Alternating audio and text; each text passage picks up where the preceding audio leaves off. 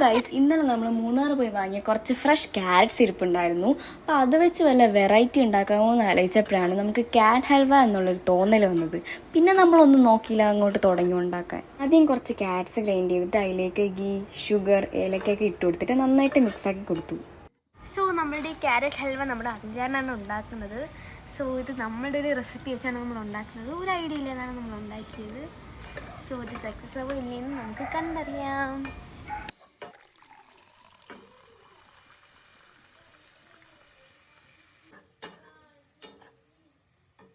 Finally ഇതിൽ കുറച്ച് മുന്തിരിയും കൂടി ഇട്ട് മിക്സാക്കി അടിപൊളിയായിരിക്കും. നമ്മളുടെ ഒരു സിമ്പിൾ ഐഡിയ വെച്ച് ഈ ഒരു ക്യാരറ്റ് ഹൽവ നല്ല ടേസ്റ്റ് ഉണ്ട്, നമുക്ക് എല്ലാവർക്കും ഇഷ്ടപ്പെട്ടു. അപ്പം നിങ്ങളും മറക്കാതെ ഈ ഒരു റെസിപ്പി ട്രൈ ചെയ്ത് നോക്കണം. അപ്പം ക്യാരറ്റ് ഹൽവ ഇഷ്ടമുള്ളവരാണെങ്കിലും ഈ വീഡിയോയ്ക്ക് ഒന്ന് ലൈക്ക് ചെയ്യുക.